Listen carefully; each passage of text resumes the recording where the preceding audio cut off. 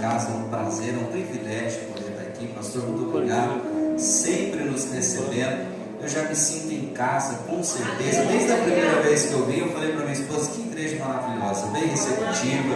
A gente se sente em casa para realmente adorar o nome do Senhor Jesus. Então estou muito feliz de estar aqui com vocês, claro, debaixo da bênção do nosso pastor, que sempre nos abençoa, para que a gente vá e ministre a palavra do Senhor. E isso é o ponto mais importante, ter alguém que abençoa a sua vida, para que você seja um instrumento na mão de Deus. Amém? Estou muito feliz, expresso aqui minha gratidão ao pastor e todo o corpo de obreiro que permite fazer uso dessa tribuna para poder falar da palavra do Senhor Jesus. Amém? Vamos ler aqui Êxodo capítulo 5. Pegue aí a sua Bíblia, Êxodo 19, versículo 5. Glória a Deus. Êxodo 19, versículo 5. Eu estava meditando logo pela manhã.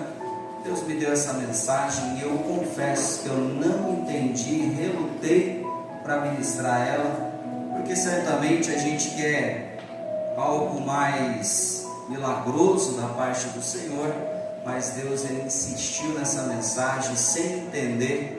Quando eu estava aqui sentado, Deus então veio esclarecendo tudo que ele queria falar com a gente nessa noite. Amém? Êxodo 19, 5. Quem achou, diga glória a Deus. Glória a Deus. Maravilha. Vamos ler? Diz assim, ó: agora, pois, se diligentemente ouvirdes a minha voz e guardardes o meu conserto ou mandamento, então sereis a minha propriedade peculiar dentre todos os povos, porque toda a terra é minha, e vós me sereis um reino sacerdotal e um povo santo. Estas são as palavras que falará aos filhos de Israel. Amém? Se assente então, glorificando o nome do Senhor Jesus. Glória a Deus.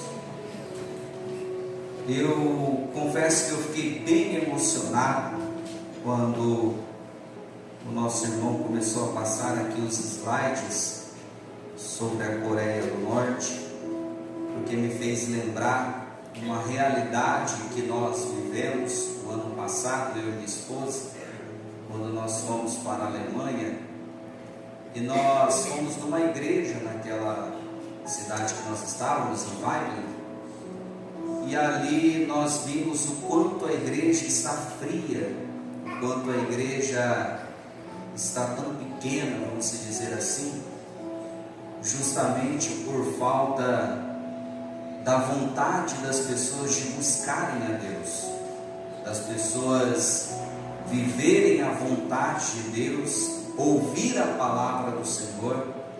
E me fez lembrar um momento que nós estávamos na mesa, sentado com um alemão que tinha se convertido ao Senhor. Para que você entenda, um alemão, para se converter à palavra do Senhor é muito difícil, porque o alemão, ele questiona muito, ele quer saber muito dos porquês, ele quer saber muito da veracidade daquilo que você está falando. Não é igual nós, que ouvimos muitas fake news, achismo, eu acho que é isso. Não, lá ele pesquisa para ver se é verdade aquilo que você está falando. Então, para ele se converter é muito difícil. Então, só aí nós já entendemos que era um milagre muito grande que Deus estava fazendo naquele local, porque para um se converter era realmente difícil. Só que o mais interessante ainda era esse alemão falando com quem ele era casado, justamente com uma mulher que era da Coreia do Norte. E essa mulher, ela falou como que, ele estava explicando como que era a igreja na Coreia do Norte. E era realmente o slide que o irmão acabou de passar. Lá não se pode falar do nome de Jesus, lá não se pode adorar a Jesus nas ruas, lá você não tem liberdade para sequer dar um glória a Deus, falar em mistério no mercado, ou aonde você estiver, dentro da faculdade. Não, lá você não pode, nem sequer pode falar com alguém sobre esse assunto, porque se pegarem ou denunciarem você falando desse assunto, certamente você é preso ou até morto.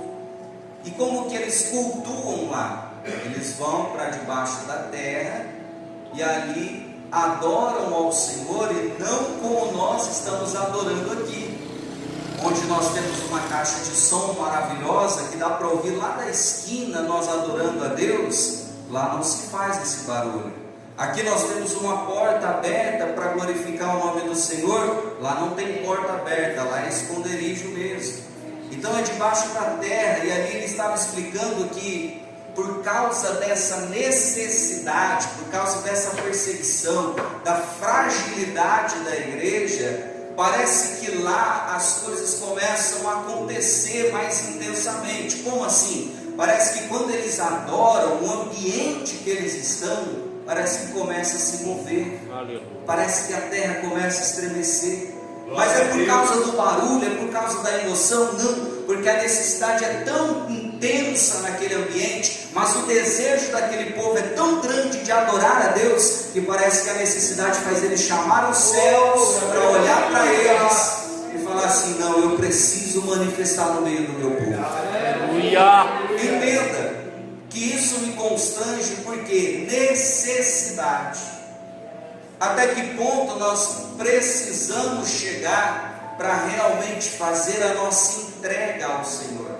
Até que ponto Deus tem que nos permitir chegar para que nós possamos nos lançar na presença dEle e falar: Senhor, olha para nós, olha nós aqui, nós estamos aqui desejando a sua presença, desejando o teu manifestar entre nós. Então isso me comoveu muito quando passou esse slide. E é tão interessante que, se você acompanhar as notícias do nosso dia a dia, você vai ver que cada vez mais a igreja está sendo encurralada. E não é só por um regime militar, um regime ditatorial como é a Coreia do Norte, mas por um povo que, vamos dizer, um islamismo, que não acredita no próprio Cristo, não acredita em Jesus Cristo. Eles estão dominando alguns países já da Europa. Mas como assim eles estão dominando? Eles estão popularizando de tal maneira a Europa, que eles vão ganhar a Europa, alguns países da Europa, através da população.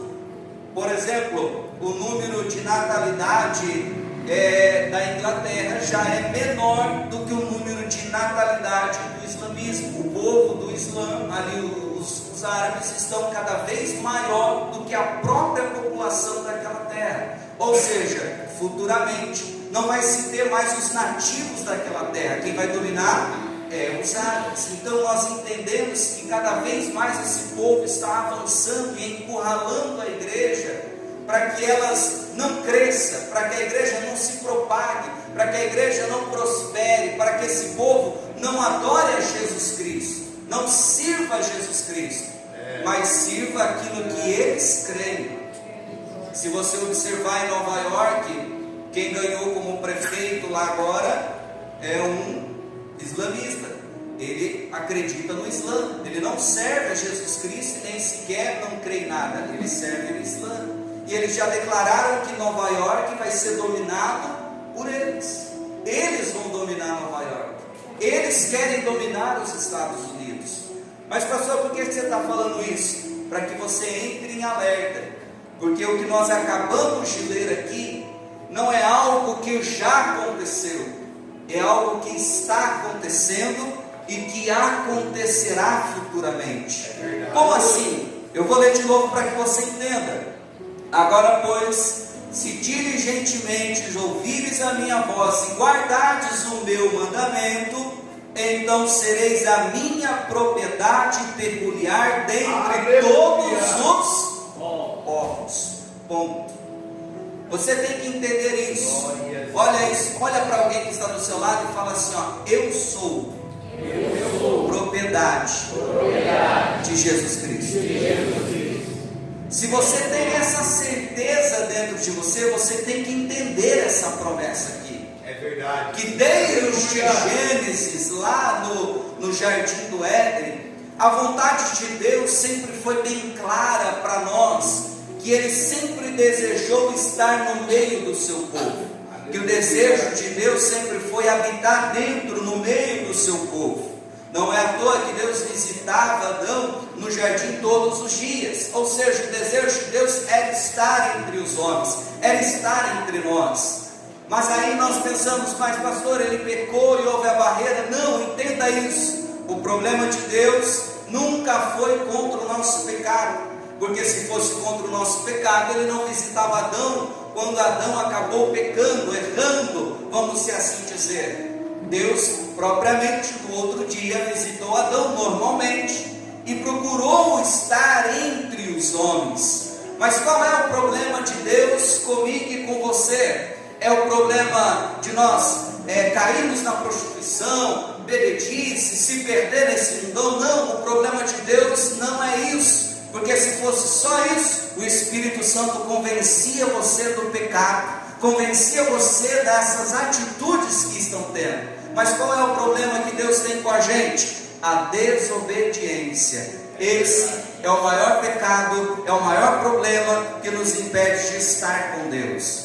Desobediência. Entende que Adão, quando ele erra, ele não acabou se prostituindo, ele não saiu do Éden porque se prostituiu, ele não saiu do Éden porque cometeu tal outra coisa. Não, ele saiu do Éden porque ele desobedeceu uma lei, ele desobedeceu um mandamento.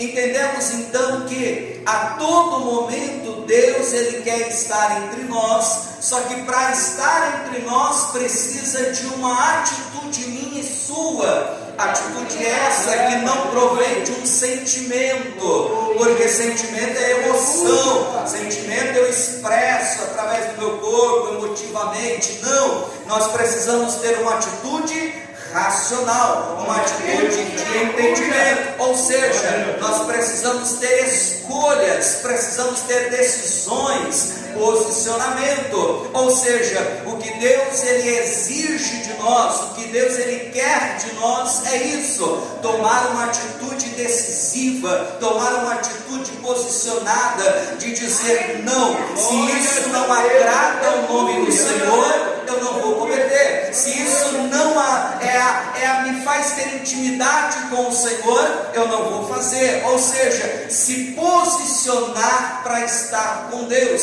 Esse é o maior desejo do Senhor. É por isso que nós lemos ele aqui dizendo para Moisés, falar para o povo dizendo, se hoje ouvires a minha voz e guardares os meus concertos, ou seja, os meus mandamentos, você vai ser um povo meu, minha propriedade, você vai ser meu. Preste atenção, nós aqui, principalmente nós no Brasil, vivemos isso. Muitas pessoas dentro da igreja não sendo propriedade de Cristo, muitas pessoas dentro da casa do Senhor não sendo propriedade de Deus. Mas por que ela não é propriedade de Deus?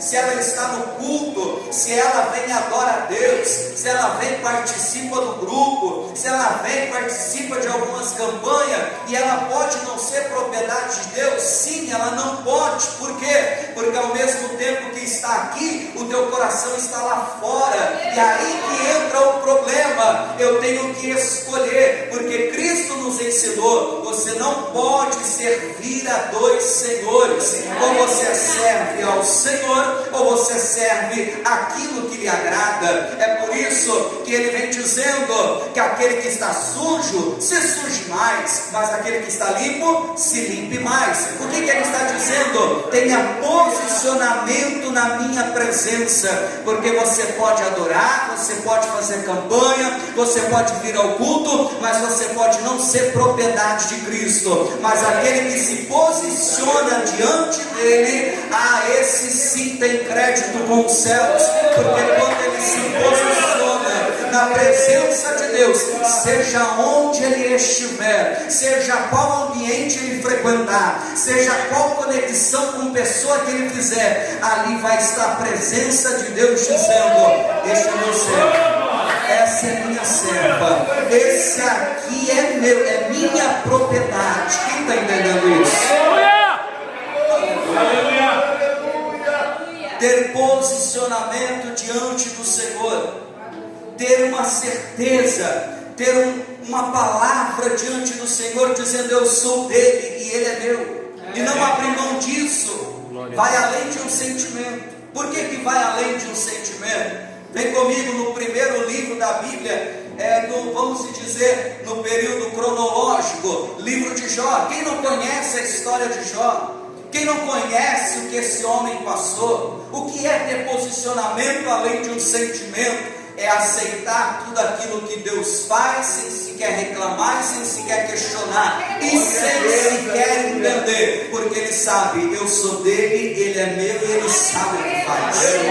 Preste atenção. Deus aqui tira tudo desse homem, Deus aqui arranca tudo que ele tem, tudo que ele possui, tudo que ele tinha de família, Deus arranca tudo, e em nenhum momento Deus sequer presta conta com Jó. Em nenhum momento Deus fala para Jó o porquê que ele estava fazendo aquilo. Não, Deus parece que se cala, Deus parece que fica num silêncio. Eu posso imaginar o sentimento deste homem de incerteza, sentimento dele dizendo assim: mas por quê? De questionamento com Deus. Mas em nenhum momento esse homem abre a sua boca para questionar e dizer: Pai, por quê? Senhor, isso, Senhor, daquilo. Não, em nenhum momento. Em todo momento que você vai ler, ele sempre vai aceitar o que Deus está lhe oferecendo e vai dar graças a Deus, porque Deus é fiel. Ou seja, ele tinha uma certeza: eu sou dele, ele é meu e ele sabe o que faz.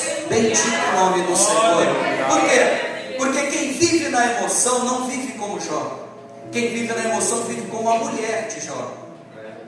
Como assim? A mulher de Jó aceita o bem de Deus, mas quando ela vê o mal acontecendo, ela já não aceita. Isso se quer dizer emoções. Como assim? Eu não vivo numa certeza, eu não vivo numa posição, eu não vivo sendo dele, eu vivo recebendo o que é dele. Ou seja, se Deus me dá, eu sirvo a ele, está tudo bem, está tudo maravilhoso. Se Deus está fazendo, para mim está ótimo, está alegre, está feliz, está prosperando, está enriquecendo, está com saúde, está tudo muito bom. E vamos seguir em frente, porque Deus é bom. Mas na primeira enfermidade, na primeira porta fechada, no primeiro deserto que ela enfrenta, Deus já não é bom. Esse negócio está difícil demais. Eu não sei se isso é para mim mesmo. Eu não sei se eu estou no lugar certo. Eu não sei se eu estou no propósito certo. É isso e aquilo, e é muitos questionamentos. Por quê? Porque não tem uma posição diante de Deus de dizer: eu sou propriedade dele e ele é meu Senhor. Quando isso acontece, essa mulher, ela questiona dizendo para Jó: Jó, não é amaldiçoa, porque se ela falar isso, Deus fulmina ela. Mas no original está dizendo assim: Jó, abençoa o teu Deus e morre. O que ela estava dizendo? Pronto, entrega tudo, larga a mão disso. Mas ele estava dizendo: aceitaste o bem de Deus com prazer, mas o mal de Deus não queres aceitar. O que ele estava dizendo? Não importa o que você me fala, eu tenho um posicionamento diante do Senhor. Eu faço parte de um povo que adora a Ele por tudo que Ele é. Se Ele me der, eu louvo a Ele, mas se Ele não me der nada, eu vou continuar aqui, de mãos levantadas, dizendo: bendito é o nome do Senhor Jesus. Aleluia. Mas isso é muito difícil, porque é fácil a gente ler e é fácil a gente aceitar isso, mas quem vive isso parece um pouco mais difícil, porque isso vai em confronto com a nossa fé, isso vai em confronto com aquilo que nós lemos. Por exemplo, Jesus Cristo nos ensinou que tudo que nós pedimos no nome dele, crendo, e não é aqui duvidando, é crendo, acreditando até o final de que vai acontecer. E isso existe também um poder de concordância concordância, que se 2 ou 3 concordarem algo aqui na terra, já é ligado no céu, e Deus manifesta o milagre, Deus manifesta a bênção. Isso é um poder de fé, isso é um poder ousado diante de Deus, de dizer: eu creio até o final de que o Senhor é fiel. Entenda que essas situações, ela põe em xeque a nossa fé. Por que ela põe em xeque a nossa fé? Porque quando Deus ele arranca tudo de Jó, entenda isso. Aqui Jó talvez poderia dizer assim: não, mas Deus ele é fiel e poderoso para curar. Não, mas Deus ele é fiel e poderoso até para ressuscitar, como Abraão acreditava que Isaac seria ressuscitado quando ele molasse. A fé aqui estava tão intensa que ele poderia dizer assim: mas Deus vai fazer, mas Deus vai operar, mas Deus vai agir. E quando tudo acontece, Deus sequer libera uma palavra, Deus permanece no silêncio, Deus não fala nada. E aí entra na nossa mente dizendo: mas eu acreditei até o final, mas eu criei até no último, mas eu sabia que Deus ia agir até o final, mas agora nada aconteceu, nada Deus falou. E isso entra em xeque a minha fé e a sua fé. E por que eu estou lhe dizendo isso? Porque no comecinho desse ano eu passei algo parecido com Jó, mas bem menor, não chega nem um terço de Jó. Mas eu sequer falei: Senhor, bendito seja o teu nome. Preste atenção, Deus ele arrancou meu irmão em 30 dias. Foi 30 dias, 16 de dezembro meu irmão fica doente, 16 de janeiro meu irmão falece. Foram 30 dias de campanha, foram 30 dias de fé, foram 30 dias acreditando: Deus, o Senhor é fiel para curar. E quando Deus ele leva o meu irmão, eu simplesmente pergunto: Deus, eu acreditei, Deus, eu tomei posse da sua palavra, que os profetas falaram, que liberou do seu altar. Deus, eu acreditei, mas e agora? Pergunta para mim, qual foi a resposta de Deus? O silêncio. E aí você se coloca na posição em dizer assim: será que eu continuo servindo a esse Deus, mesmo eu acreditando que Ele era fiel para fazer, e Ele não fez, e agora tudo que eu preciso é uma resposta e Ele não fala nada? Aqui está em xeque que a minha posição diante dEle, dizendo: você vai me servir mesmo com as coisas boas ou com as coisas ruins também? Aleluia. Aleluia. Quem está entendendo o que Deus está falando? Aleluia. Jacqueline, chega lá. Então eu entendi que servir a Deus é se posicionar mesmo quando as coisas não estão acontecendo conforme a gente quer. Eu entendi que servir a Deus é se posicionar mesmo quando as coisas saem fora do controle, e mesmo quando as coisas estão de mal a pior na nossa vida. Eu aprendi que se posicionar diante de Deus é a melhor decisão que a gente pode ter. Por quê? Porque é assim que nós estamos vivendo a promessa dEle para mim e para a sua vida. Porque a promessa dEle é nos separar como povo seu. A promessa dEle é nos fazer sacerdotes no teu reino. A promessa dEle é fazer de nós propriedade exclusiva dEle. Mas tudo isso se diligentemente nós ouvirmos a sua palavra. Aleluia.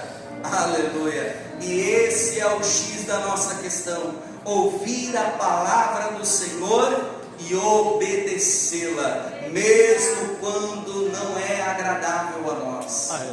Porque a missão é fazer isso.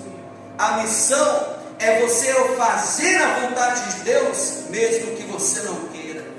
A missão é você ir mesmo sem vontade. A missão é você representar o reino de Deus, mesmo num ambiente desagradável, mesmo num ambiente de perseguição. Ou talvez a missão de Deus é você estar aqui junto com esse irmão, reunido nessa igreja, com essa liberdade que nós temos, e falar: Senhor, faz mais ainda, porque mais pessoas precisam provar dessa promessa. Entenda que tudo isso eu falei para que você compreenda. A disputa hoje mundial não é simplesmente por território.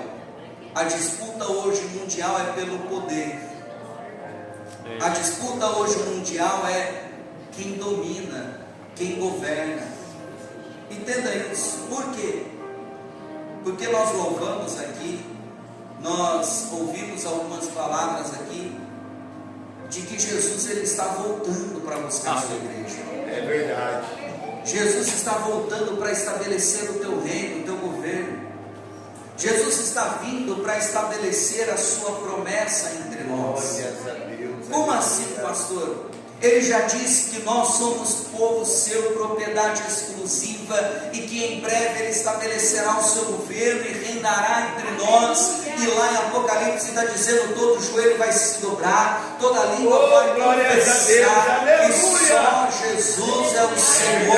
E ali está escrito isso, e eu creio nessa palavra, e eu me posiciono para que ela se manifeste como o reino de Deus. E como isso, pastor? Pregando essa mensagem, dizendo: pode os homens querer dominar o governo da Inglaterra, pode os homens querer dominar o governo de Nova York, pode eles querer dominar sequer qualquer nação, mas quando Jesus Cristo vier, não importa quem está no governo, ele vai dizer: eu venci, e aleluia, vocês são propriedade minha, exclusiva minha, e aqueles que adoram o nome dele, vai aleluia ouvir dizer, que já foi falado aqui pelo pastor: benditos de meu Pai, entrai pelos portões celestiais.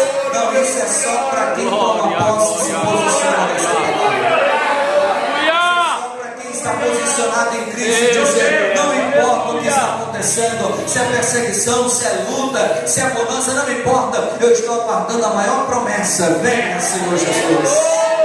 Venha, Senhor Jesus. Eu sou povo seu, sou propriedade exclusiva sua. Então vem, Senhor Jesus. Glória a Deus. Aleluia. Os homens podem tentar dominar o governo, e isso eu não critico. Não briguem por política, não briguem pelas políticas. Lógico, se posicione certo, vote certo, faça a sua parte de tal maneira que você venha estabelecer o governo de Cristo aqui na terra. Mas não confie na palavra dos homens, porque os homens é uma fachada, como lá na Coreia do Norte, porque eles querem o poder, eles querem o governo, mas nós não temos essa palavra como promessa. Nós temos a palavra de Deus como promessa.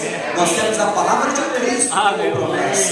O homem pode até governar temporariamente, mas quando ele vier, aí sim eu vou descansar e dizer: Pai, fica à vontade, a terra é sua, permaneceu, nós somos do Senhor e nós vamos fazer a tua vontade aqui na terra. Olha lá que está escrito, aleluia, lá em Apocalipse: ele governará com um cetro de ferro.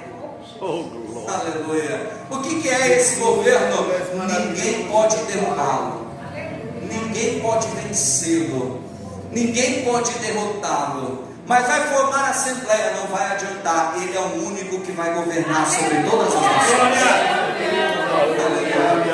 Mas vai se levantar outras nações, não tem problema. Ele é o único que vai governar sobre todos os povos. E aleluia, mais que isso, ele te convida para ser esse vencedor, esse povo, aleluia, para fazer parte desse governo com ele.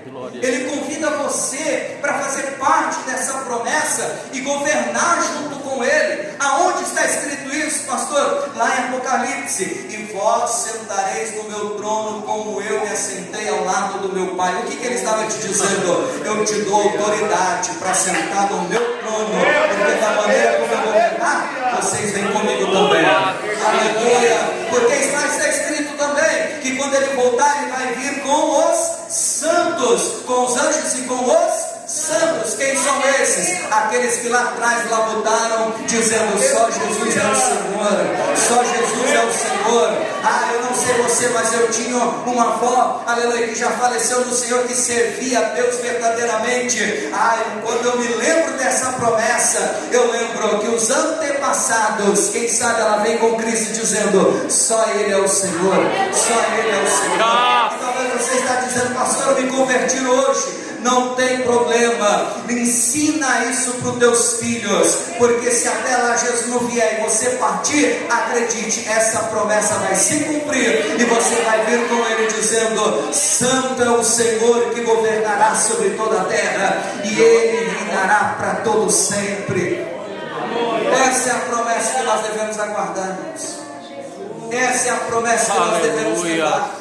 Essa é a mensagem que tem que estar cravada no teu coração. Eu sei que Deus entrega a chave, eu creio nisso. Eu sei que Deus entrega a casa, eu creio nisso. Eu sei que Deus entrega bens materiais, que Deus move na terra, eu creio nisso. Já vivi muitos milagres em Cristo, mas eu não guardo isso como base de promessas que eu quero que Ele cumpra, não. Eu guardo essa palavra de que Ele virá e reinará entre nós. E eu estarei com Ele nesse grande dia, dizendo: bendito seja o teu nome, Pai. Nós vencemos, nós fomos até o final, e aqui nós estamos agora para governar e reinar o teu santo nome. Quem crê nisso, irmãos? Olha aí para esse irmão, desperta ele aí. Você vai governar com Cristo? Fala para ele aí. Você está posicionado em Cristo? Não, chacoalha ele aí, porque ele não está com cara de quem está posicionado, não. Fala para ele aí, se posicione em Cristo hoje, porque essa palavra é para você, é para sua casa, é para sua família. Entenda, alguns anos pode os homens governar tudo isso. Talvez o nosso Brasil pode não ter mais a liberdade que nós temos. Infelizmente, eu tenho que te dizer uma realidade. Talvez o nosso Brasil não tenha essa liberdade, mas uma coisa nós vamos ler, uma palavra guardada no nosso coração, dizendo: os homens avançou, mas Ele virá. Ele virá para governar a nossa Quem sente a presença desse Cristo? Quem sente a presença desse Cristo? Eu sinto Ele entre nós, renovando promessa no nosso coração e dizendo: filho, você é tão importante para mim, você é tão precioso para mim, você é minha propriedade. Você acha mesmo que Ele vai te abandonar? Você acha mesmo que Ele vai desistir de você? Se você não se posicionar, essa promessa não vai se cumprir na sua vida. Mas se hoje você dizer assim: Pai, eu entrego a minha vida por completo, eu ouço a sua palavra, eu vivo a sua palavra, e eu quero seguir esse mandamento, pode ter certeza que hoje o Espírito Santo te abraça, e agora Ele te renova, aí agora Ele te sustenta, aí agora. Mas pastor, é a enfermidade que me atrapalha. Não tem problema, o Espírito Santo Ele cura, Ele liberta. Mas tudo isso quando você se posiciona dizendo: eu acredito na promessa de Cristo, eu acredito na palavra de Cristo. Você crê nisso? Glória a Deus. Glória a Deus. Feche os teus olhos agora, coloque as mãos no seu coração. Eu quero fazer uma oração com você. Eu quero orar para que você seja renovado nessa noite, mas renovado a sua mente, para se posicionar diante de Cristo e dizer: eu a partir de hoje me posiciono para viver a palavra dele. Eu me posiciono a partir de hoje para servi-lo somente a Ele.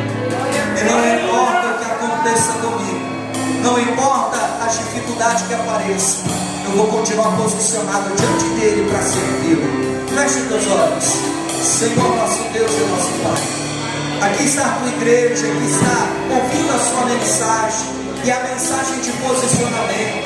E nós, meu Pai, estamos dispostos a aceitar essa palavra e guardá-la no nosso coração.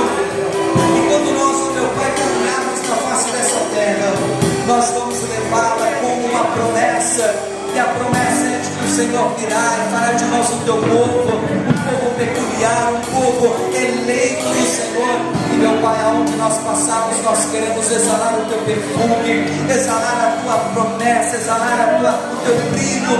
Ah, Senhor, nessa noite eu lhe peço, se essa minha irmã, se esse meu irmão, por algum momento pensou em desanimar, pensou em desistir, essa palavra seja renovada na mente dele, seja renovada no coração dele, para que ele entenda, meu Pai, que não é um ambiente que pode fazê-lo desistir ou parar, mas, meu Pai, que a sua promessa renova, que a sua promessa fortaleça, que essa palavra anime de tal maneira que ele seja, meu Pai, propriedade do seu bem. Meu Pai, levanta esse valor e abençoa a vida dos seus filhos, para que cada dia ele cresça, para que cada dia ele prospere, para que cada dia ele pregue a sua mensagem, para que cada dia ele resplandeça o brilho do teu rosto, para que aonde eles passarem, eles vejam que o Senhor é um Deus vivo, que o seu Deus é poderoso, que o Senhor é um Deus fiel, que o Senhor é um Deus zeloso, que o Senhor é um Deus maravilhoso, que cuida e abençoa os teus filhos. Ah, eu libero essa palavra, eu libero essa bênção sobre esta igreja, que prospere, que cresça, que seja abençoado, que seja agentes do teu reino aqui na terra. Assim eu profetizo no nome do Senhor, que é Deus Pai, Deus Filho e Deus Espírito Santo. Só quem crê